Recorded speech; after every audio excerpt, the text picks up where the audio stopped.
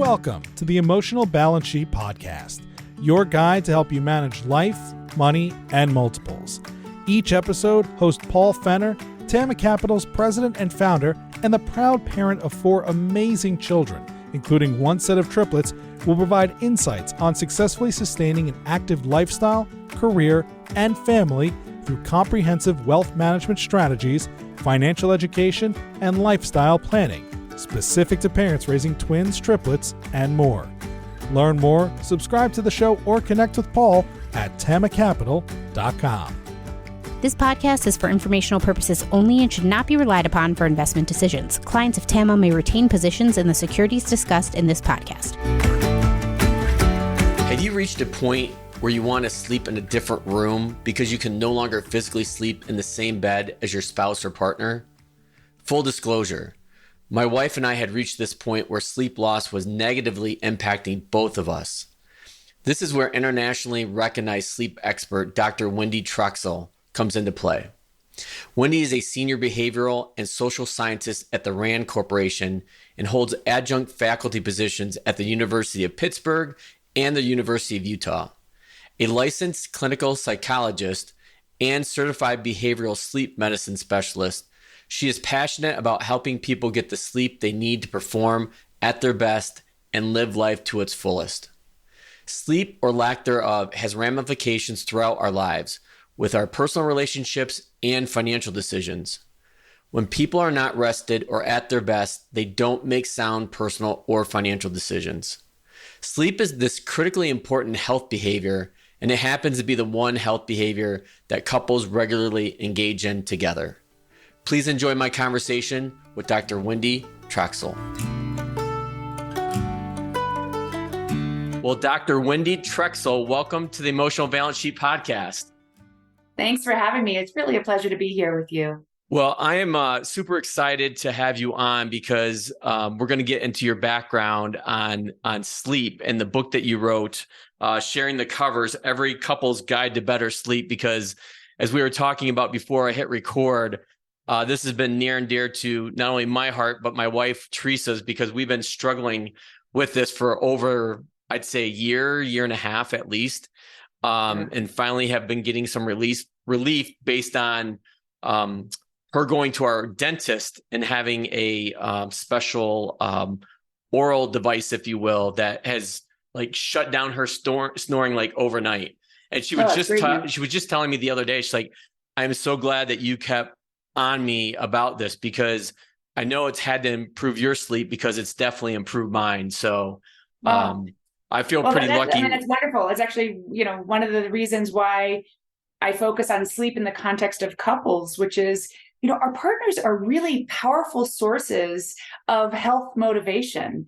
And in this case, the challenges that you all were facing as a result of a sleep symptom that she was having, snoring, was a motivator, not just for her, because the snorer is often oblivious to the impact, but snoring is like a disease of listeners. And so the fact that you were bothered by it and it was disrupting your sleep as well, and she was attuned to that, that was a powerful motivator to do exactly what she should be doing, which is seeking treatment. And it's great news that an oral appliance, in her case, was an effective treatment.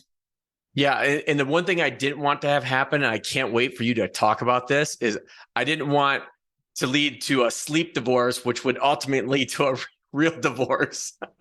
Oh, right. Yeah. Well, this is certainly a topic that I get asked about quite a bit. And you probably know that I hate the term sleep divorce. I do. It has so many negative connotations to it. And while I'm in no way prescriptive about how any couple, should sleep, it's a really intimate behavior, and it should be made at the couple level. So I certainly am not recommending that couples sleep apart, but I also think as a society, we need to stop shaming people for making whatever decision is going to work best for them in their bedroom and in their relationship, because it's this societal stigma that, we attach to a sleep divorce, that it necessarily means a couple is marching towards a real divorce. Well, that's simply not true.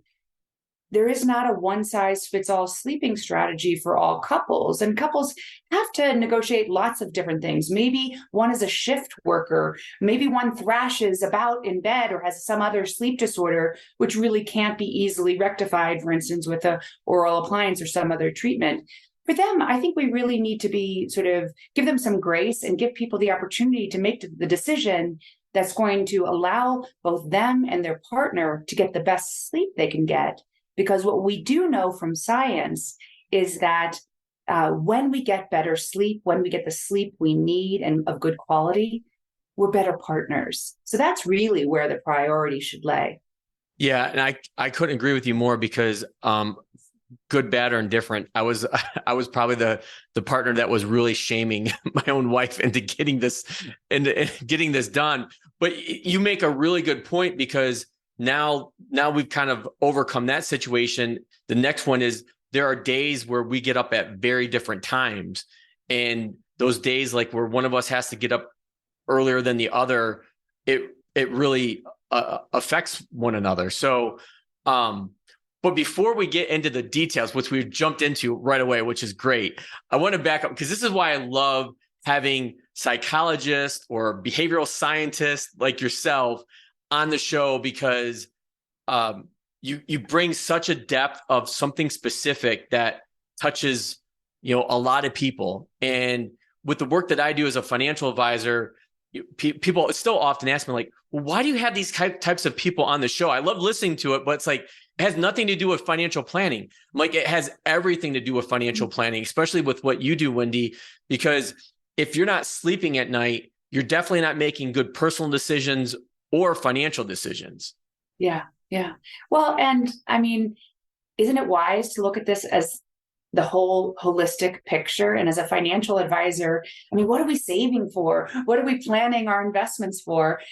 Except to live a full and rich life, hopefully with, in which we're happy and our families are happy. And sleep is really the foundation of a lot of that, not only for our own individual happiness, well-being, and physical health and functioning too, and our ability to make decisions and think well and work effectively, but also for our relationship health. So I really think that, all of this does weave together. And I'm, again, delighted to be here, because when people think about sort of their financial health and what they're planning for, I think it's really important to incorporate, the quality of our relationships. And within that, sleep plays a really critical role. So let's take our audience back and have you walk through a little bit about your background, where you came from, how you got started. Like I always, that's the one thing I often wonder, like with people that really have this a specialty like yours, like it's not like you woke up one day and like, oh, I'm going to be the expert in sleep. I was not born thinking I'd be a sleep researcher. No, sleep science was, barely a field when I was born. It's a pretty young field. Yeah, no, it's interesting. I have one son who's in college now, and there seems to be this tendency in college kids these days to think that they have to have their careers, mapped out from day one, especially those who, want to go into finance. And I'm thinking to myself, wow, that is a lot of pressure.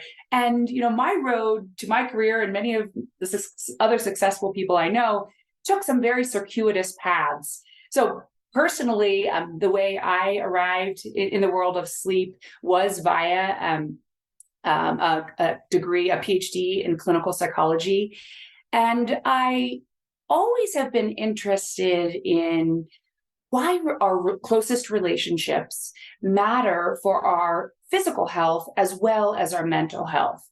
And within that area of study, and when I was doing my dissertation research, I was actually looking at the question of why is it that married people tend to live longer, happier, and healthier lives than their unmarried counterparts. And then diving down even further within that, I started to ask the question, and this was the sort of topic of my dissertation was, it's not just being married that matters when we really dive deep into the epidemiologic literature on relationships and health, but it's actually being in a high quality relationship.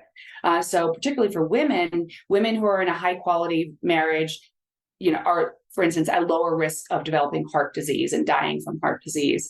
And from that angle, I then wanted to think about, okay, then what is it really?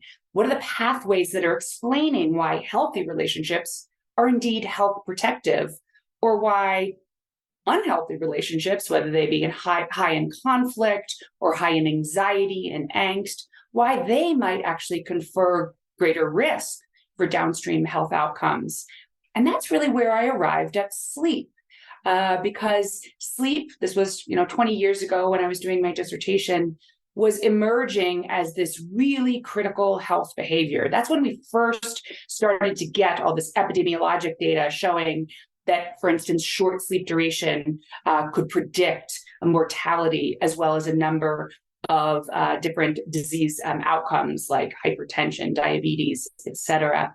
And then I started to think, wow, well, sleep is this critically important health behavior, and it happens to be the one health behavior that couples regularly engage in together. And yet at the time, nobody was really systematically studying sleep in the context in which it actually occurs for most adults, i.e. with a bed partner. So I sort of stumbled on it as starting to think about sleep as a pathway that might explain these health effects of our close relationships. And then within that sort of entrance, everything just sort of exploded because it was such a novel area. And I had the opportunity to start answering these questions that are really top of mind for much of the public, but there was really no scientific study of it. Things like, is it bad if my partner and I sleep apart? Are there health benefits of couples sleeping together? Or are we just assuming that there are benefits? So I really got to dive deep and actually start to formulate the research base and build on it with my colleagues to really bring scientific study to the social context of sleep. So you mentioned, I think a couple of times there, high quality relationship. Like, how is that defined? Yes, relationship researchers have been at this for quite some time. So far be it from me to try to define it, and I can't do so in a single sentence by far. But generally speaking, there are a number of characteristics that can characterize a good quality or healthy relationship. Things like having good communication skills, feeling that your partner is there for you and will be there for you in times of need. That's sort of an indicator of one of the most well-researched sort of characteristics of close relationships, which is attachment theory. So we like to think about secure attachments, not just between parents and children, but also with intimate partners. That feeling that you have someone who's in your corner no matter what, and really sort of holds your interests in the palm of their hands. That's sort of the image that I use when I think about a healthy relationship. There's also sort of an affective dimension of healthy relationships. And this is really the connection for me when it comes to sleep.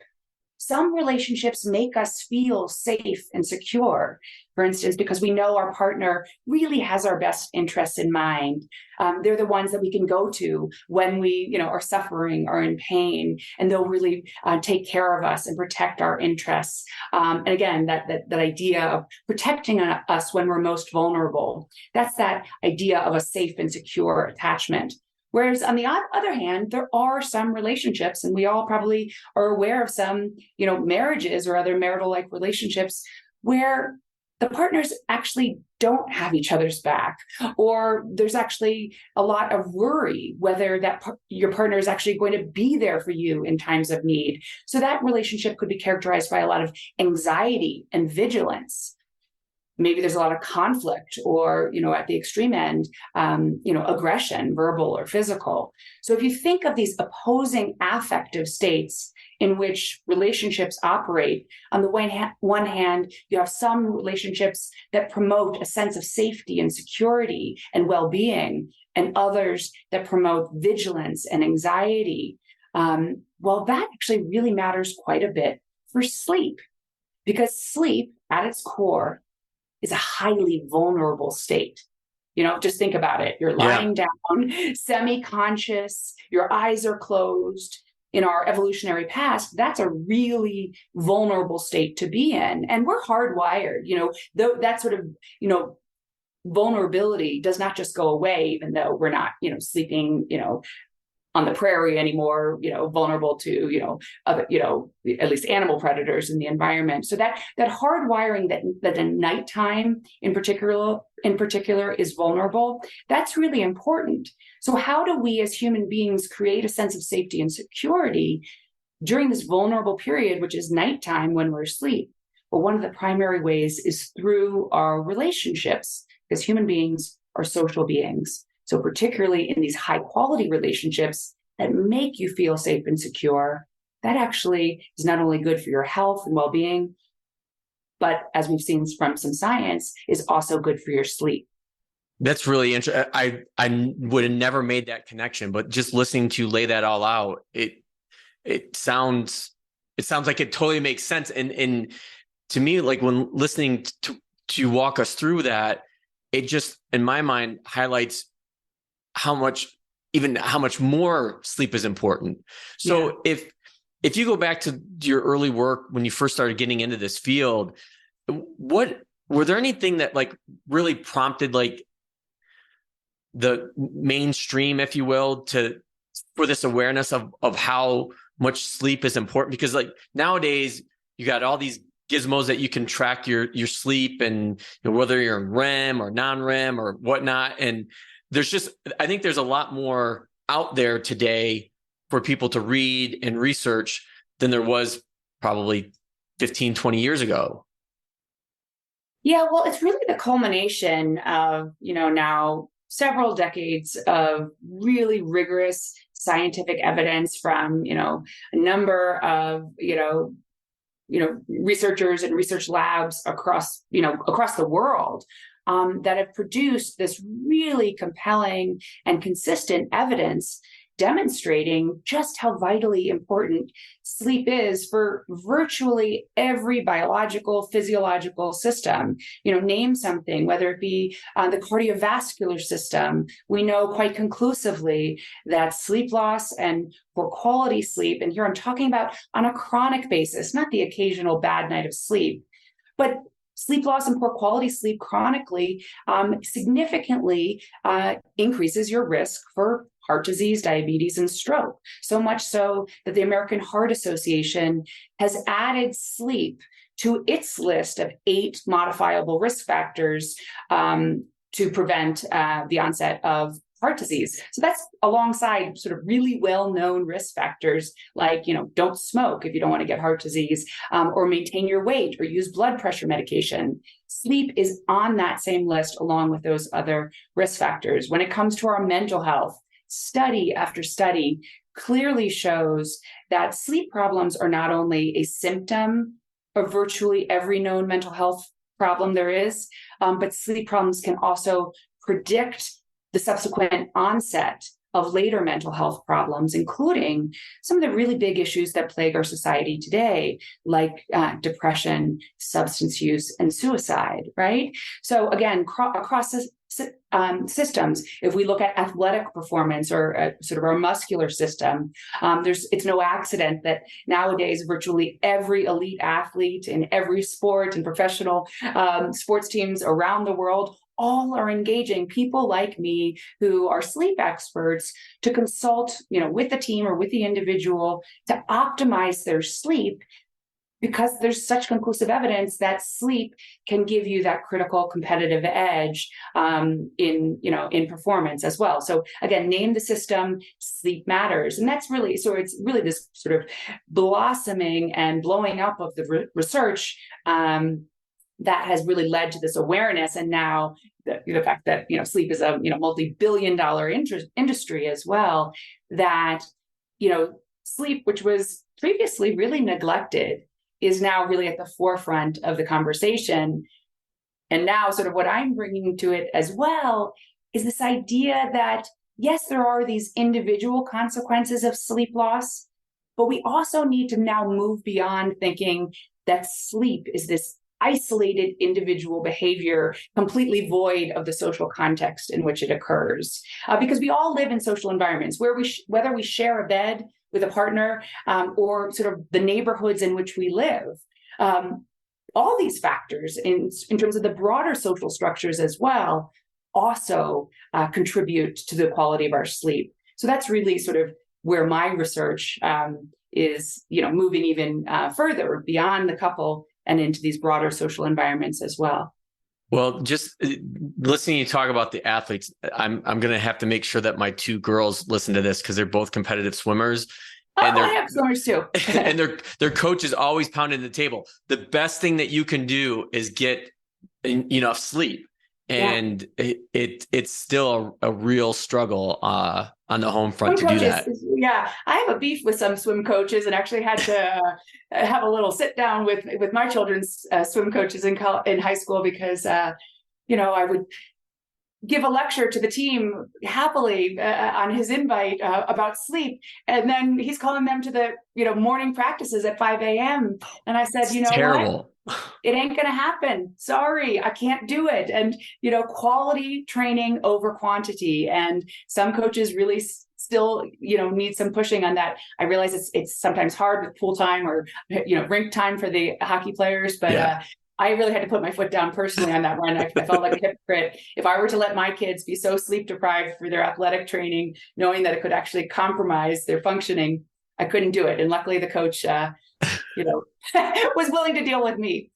Well, that's reinforcing. So it's always, no matter who I have on, we always end up pulling these great parenting moments out too. Because we might be experts in some area, but at the end of the day, we're all parents. That's for sure.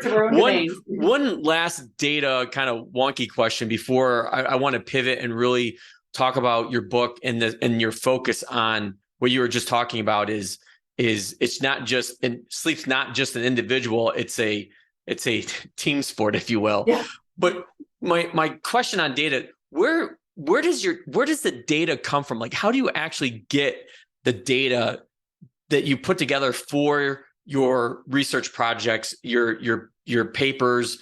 I'm just fascinated, like who signs up for these things and where's the data coming from?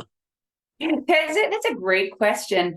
Well, the short answer is this. I mean, first of all, it depends on my research question. And I'm fortunate enough to have lots of diverse ideas myself, and I like to get to dabble in different things. And the methodology, really depends on what the research question is.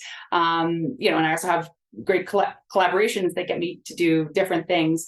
But generally speaking, for most of my research, because most of my questions have to do with something regarding how does sleep happen in the real world, right? As opposed to a laboratory. Now, there's lots of really important science that comes out of laboratory research, including some of, our sort of most fascinating sleep research comes out of studies that have happened under tightly controlled conditions in a sleep laboratory. And I'm envisioning a sleep laboratory is like one that you're all hooked up to wires and things like that. You're going to have the EEG monitor on. You're going to have somebody coming in and out. You're going to have, various, electrodes throughout your body to provide sort of the gold standard assessments of sleep, with all the monitoring, having someone there. You're typically isolated. So you're by yourself.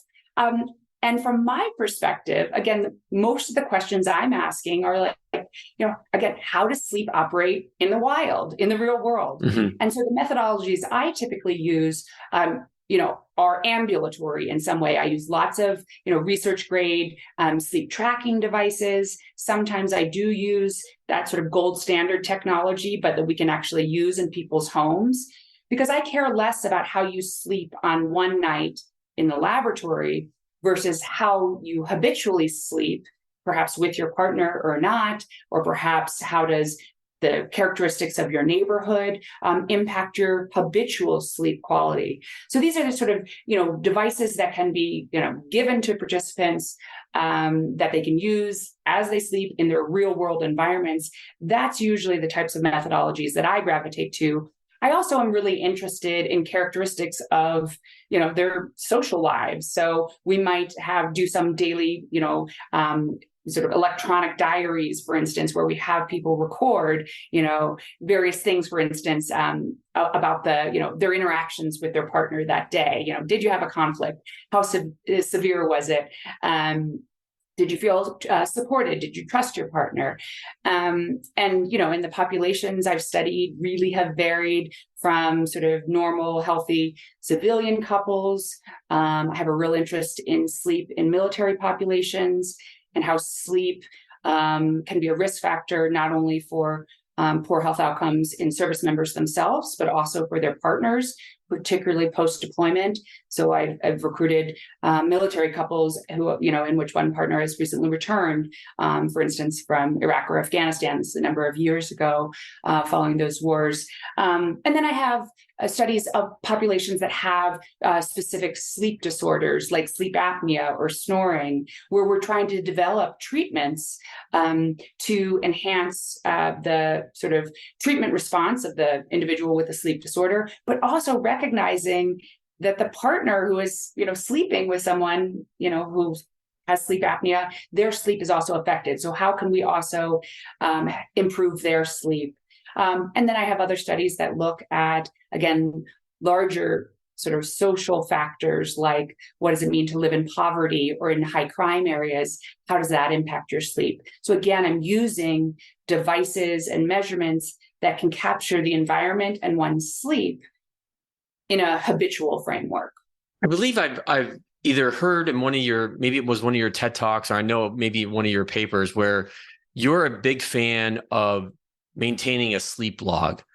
Can you explain why that is, and what entails a good sleep log? Like, what should people be writing down? And full disclosure, I've actually been doing this for probably the last 2 or 3 months. Yeah, so I have a version of a sleep log or sleep diary in my book. There's lots of examples online. Personally, and you had mentioned sleep tracking earlier, I tend to prefer sort of the low tech version, which is why I really advocate for sleep diaries. There can be some great uses for sleep tracking if it's effective for you. Like if you get something out of looking at your Apple Watch or some other device and finding out, oh, I didn't sleep as well last night. And that reminds you, oh, yes, I had an extra glass of wine, for instance. That can actually be sort of a powerful motivator for effective behavior change. But for other people, looking at their sleep device, when they already know that they were sleeping miserably, all that device tells them and confirms for them is, oh, yes, you slept miserably. And then how does that make you feel, right? You get even more anxious and upset. That's not good for your sleep. So I always ask, when it comes to sleep tracking, it's fine to use it if it's working for you. If it's helping you change behaviors, but if it's making you more anxious, then don't bother. It's really it has no passive purpose, except if it's, motivating positive behavior change. But when it comes to sleep diaries, that's a lot less judgmental. It's your perception. And the reality is your perception of how well or not well you're sleeping is vitally important, just as important as whatever that sleep tracking device is showing. And I think we have this tendency, and as a scientist, there's certainly this bias too of like the objective standard is always the better one. And, that may be true for some things, but when it comes to sleep, it's not true. It's not true at all. What is true is that objective measures can tell you something different than subjective measures. But if you're just wanting to get a handle on the consistency of your sleep, the quality of your sleep, and maybe are there some behaviors that you're engaging in that might be either interfering with good quality sleep or promoting good quality sleep, you can easily track that on a simple paper and pencil diary, where you're tracking things like, I suggest you fill it out first thing in the morning. What you report on is your bedtime, the previous night, your wake up time that morning. If you thought you woke up in the middle of the night, about how many times you woke up in the middle of the night, about how long you think it took you to fall asleep. And, if there were specific sleep disturbances, maybe writing them down too, because that's something potentially could be a target of change, right? If if your dog is in your room with you and is, thrashing around or having dreams and that's waking you up, well, you might want to consider not having the dog in the, certainly in the bed or in the room with you, if that's a cause of your sleep disturbance, or maybe it's a child who keeps on coming in, and then maybe you want to address that issue. So it's a way to actually problem solve, and it's using your own perception and also looking at your own intra-individual variability in how you would rate your sleep quality. So you can do that on a 1 to 10 scale, 1 being absolutely the worst night of sleep ever, 10 being sort of you woke up feeling totally refreshed. It was a great night of sleep, that sort of gold star sort of experience of sleep, and so you can see your own individual variability and then work to change that. And if you see that you're chronically sleeping poorly, hey, maybe that's a signal that you want to seek medical treatment. Yeah, I know there was a lot of great takeaways from reading your book, but one of mine, like I just said, I started probably 2-3 months ago when I finished reading your book, was to start that sleep log. Yeah. And I think what it's done for me is to bring awareness of what are triggers that are either helping me go to sleep or keeping me from having me get up in the night. And so now it's about, now that I've got kind of like the awareness down, now I got to figure out, okay, well, how do I start solving these problems? Exactly. So any sort of behavioral monitoring, whether it be with a watch or a glucose monitor, or a sleep diary, or any other sort of paper and pencil or electronic diary, it's always it's sort of the first step of behavior change. Monitoring brings awareness. It doesn't in and of itself cause behavior change, right? It's the same thing. If you step on a scale, that doesn't make you lose weight, but it might sort of make you sort of more aware, the pounds are creeping up, maybe I should do something about it. Similarly, however you track your sleep, whether it be through a sleep tracking device, if that's working for you, or a paper and pencil diary, which again is my preferred method because it's my subjective experience to me that matters most. I really don't care what a sleep tracker device tells me if it says I have 100% sleep quality, but I felt that I slept miserably. Right. What I want to change is how I feel about my sleep, because ultimately, the metric of success of sleep for me is how do I feel during my day? Am I awake and alert most of the day? Am I functioning well without having to reach for, an extra cup of coffee? Am I feeling a slump in the afternoon? These kinds of things. If I'm able to function the way I want to function during my day, that is the purpose of my sleep. And so a sleep diary gives me that subjective sort of awareness. So I'd like to pivot and kind of really turn inwards on your book and talk about a few of the specifics. And sure. For somebody that hasn't read the book yet, can you give us, 1, 2, 3, major points that we should take away, like when we do start to read the book? Great. Well, yes. Well, first of all, I encourage all your listeners to please go out and we'll make sure we have a link to in our show notes. Yeah. So, and, what I've heard from a lot of people, it's available on audiobook too. And so it's a great sort of couple level routine to engage in with your partner as part of the pre-bedtime routine, just to listen to the book and maybe engage in some of the exercises. But basically, the book has, I think 10 chapters. So it covers a lot. And the beginning of the book kind of gives a roadmap for sort of what each section or chapter will cover. So you can actually bounce around if there are specific areas that are really of interest to you. So for, one of the chapters focuses on sex differences in sleep, which is really important. It's interesting, but it's also really important in the context of heterosexual couples to know that men and women's sleep is just different in many ways. So when you pair two people from different sexes together in their sleep in their bedrooms, there's certain sort of challenges that couples face that are in part based on these biological sex differences. I talk about how sleep changes in the context of your relationship throughout the various transitions, in your coupled existence, whether it be after the birth of, your children. We all know as parents that having children profoundly and affects your sleep in very enduring ways. I still try to forget that first year when we had our triplets, because I had the late night. I took the midnight feeding shift. That was brutal. I cannot even imagine how you got through with triplets. Hopefully you have a great support system. Fortunately, we did. Yes. So I talk about that. I talk about as we age, how our sleep changes, and again, how that dynamic functions in a couple. I talk about the history of couples sleep, because that's really important as a foundation, I think, for just opening the door for couples to even broach the conversation of, kind of what's working, what's not working in the bedroom. Because the history really tells us that, there's never been one right way for couples sleep together. In fact, the history of couples sleeping patterns has varied dramatically, across the centuries. At one time it was really, de rigueur for couples to sleep apart. If anybody has seen, the Netflix show The Crown, couples who could afford it definitely slept apart, because that was considered, a sign of prestige, a sign of better hygiene. And again, this was true for, many, many, many years.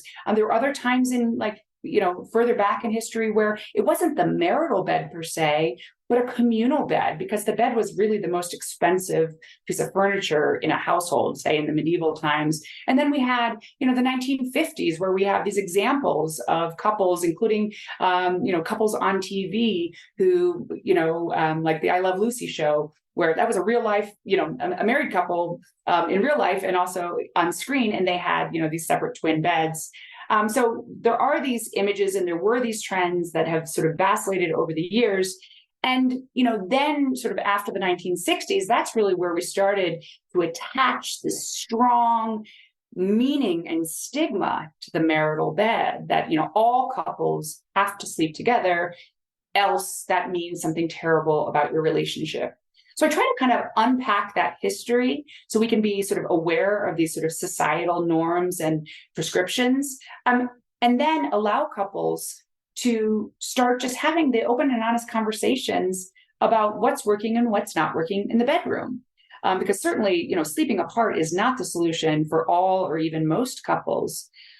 But at one time in any coupled existence, I guarantee you, there are going to be some challenges that arise with the shared sleep experience. Frankly, just from a time perspective, we spend a lot of our lives in bed, and a lot of that is shared with our partner. So even just opening the door to the conversation about, what does our coupled sleep existence look like, and how can we optimize that? That's a real thrust of the book, because I don't feel that couples have any sort of strategies or sort of openings to, in a non-threatening, really pro-relationship way, start talking about this critical third of our lives that we spend asleep. And then within that, I have lots of exercises for couples to engage in together, to start sort of, bringing out into the open. And again, in a fun and engaging way, what are your expectations about, the marital bed? What did your parents do? Like, did you share a bed with a sibling or a room when you're growing up? All these things matter when it comes to sort of our individual sort of sleep preferences. And then when you try to merge them with another human being, it's only natural that, there may need to be some negotiation at some point, in your life as a couple. So it's really meant to sort of allow couples the opportunity to start that dialogue in a fun way, and in a way that's really going to sort of bring that couple together, including some exercises of how to sort of maximize your time in bed together before either of you falls asleep. Yeah, I think that was, I'm glad you highlighted that, because when I was reading the book, it kind of brought me back to my process of when I'm working with a new family, a husband and wife or partners, on getting them to just start communicating on a topic or topics that they've never talked about before. Yeah. So it could be like, what's our family purpose? What are the supporting objectives that we want to achieve? Well, whether it's sending our helping support our kids through college, or if it's supporting our kids through college, okay, well, how much is that? What does that look like? And I think to your point, and I'm glad that you're bringing this to the forefront, is think about how much time we spend sleeping with our significant other. And yet we've probably never talked about it unless there's some kind of issue that came up. I know Teresa and I never talked about it until we started having issues with me not being able to sleep because I thought it was strictly from her snoring, and to find out that was only a part of it. I mean, Yeah. I'm still figuring out other issues that I've had with sleeping, and part of me feels like a horse is behind because like I was putting all the blame on her, and I knew at the end of the day it wasn't just her. It was what was going on with my own circadian rhythm, if you will. Yeah. I mean, again, we spend, roughly a third of our lives doing this behavior, right? And it's assumed that couples just, because you fall in love with someone, that you're automatically going to be perfectly compatible with roughly, this, 7 to 9 hours of concentrated time that you're sharing a very, relatively small physical space with. Sleep is never a part of, premarital discussions, Right. Or even dating apps, I think, have completely missed the mark in asking basic questions, as you mentioned, even about differences in circadian preferences, right? Some of us are larks. Others of us are evening owls. I can't tell you how many couples have come to me just in agony and frustration because, she wakes up at the crack of dawn and he, burns the midnight oil, and yet they're trying to, because, they feel that they have to, as a couple, adhere to each other's sleep schedules. So one partner is basically begrudgingly being carried along with the assumption that just because you love a person, that's going to override your internal biology.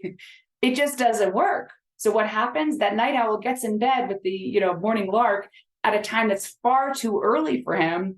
And he ends up lying there frustrated and awake, just waiting for sleep to come to him, which is not going to happen if you're really a night owl, because your drive for sleep is just biologically predisposed to be later in the evening. So again, with couples like that, it's first of all recognizing this is not that you're trying to avoid your partner or that there's anything wrong with your relationship. It's just asking too much to think that you can override your biology simply because you want to adhere to your partner's unique biology. And, and again, within that, there's strategies to maximize the most critical time that couples can spend together, which is often just that period before either member falls asleep, to really maximize that as a time to come together and connect, be intimate, just talk about your day. Use one of the strategies I talk about in my book to really foster some, real communication, and, even for a brief period, because that's good for your relationship. It's also good for your sleep. And if one partner is ready for bed, for actual sleep, but the other is not, that's a great opportunity to have some closure together. But then the partner who's not actually ready for sleep can quietly leave the room and quietly return later when it's their natural later bedtime. Well, in true form, Wendy, I think I got to maybe half the questions that were on my list. So that just means you'll have to come back on. And one of the topics I wrote down that I would really want to come back to that you kind of touched on as far as sleep with our kids is this teens and sleeping and this matter of public opinion, because this is starting to get a lot of headway around the country, I think. And so I know some states and school districts are looking at finally adjusting start times to better align with kids. So I'm sure that you have a lot of thoughts. I'm sorry.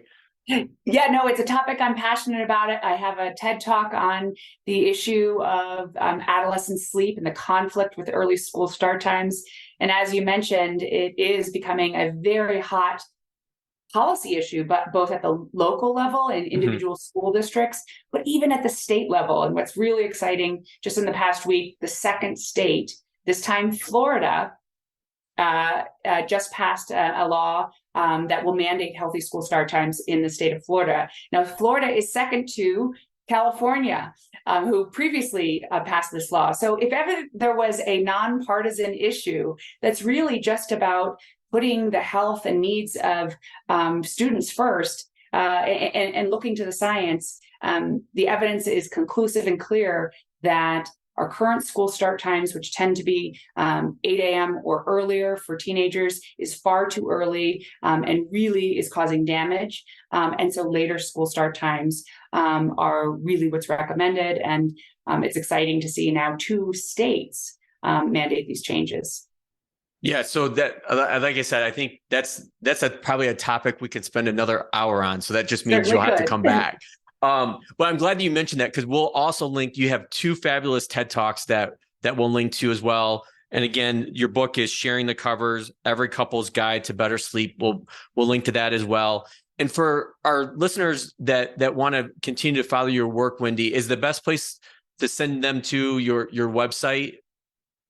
Yeah, my website, wendytroxel.com, I tweet quite a bit on various sleep-related topics. So that's at Wendy Troxel. Those are sort of the best sort of social media mechanisms for me. And I'm also sort of routinely in the media and talking to various news outlets. So you can check me out there as well. Yeah, we were talking before we hit record. I saw you on Kelly and Ryan in the morning, so that was pretty cool. So that was fun. So I'll come to my closing question. I ask all my guests. I know you already mentioned that you have an older son in college who was a swimmer. What is the best thing about being a parent? Oh, the best thing about being a parent, I think just, watching your children, thrive and launch. I guess maybe, and that might be just sort of where I am as a parent, that, I have one child in college and one who's about to leave for college. And as it's actually lots of mixed emotions. In a way, my heart is breaking. And yet it's also just, my heart is filled, and it's quite overwhelming to think, just about the history of these children, and, from the time they were, babes in arms, to seeing them grow into these interesting, fascinating, full human beings who are about to launch into their own lives. It's just, of course, I've celebrated every, swim meet, water polo game, good grade that they've gotten. But now it's, I think, really coming to the fore that, like, as a parent, you really get to play an important role, but we have to always remember that, like, we're not responsible for everything, the good or the bad. So we play an important role in sculpting and cultivating, hopefully, these amazing human beings who are going to contribute to society in some way. And that feels like such a gift to have contributed in some way to hopefully really important and good members of society. Well, Wendy, this conversation has been a gift. So I can't thank you enough for being on the show. And like I said, I'm sure we'll have more conversations to come in the future. Well, it's been a pleasure for me too. Thanks so much for having me. Thank you for listening to this episode of the Emotional Balance Sheet Podcast. Please visit tamacapital.com to subscribe to this podcast, or to connect with certified financial planner and registered investment advisor Paul Fenner of Tama Capital. And please join us again next time on the Emotional Balance Sheet Podcast.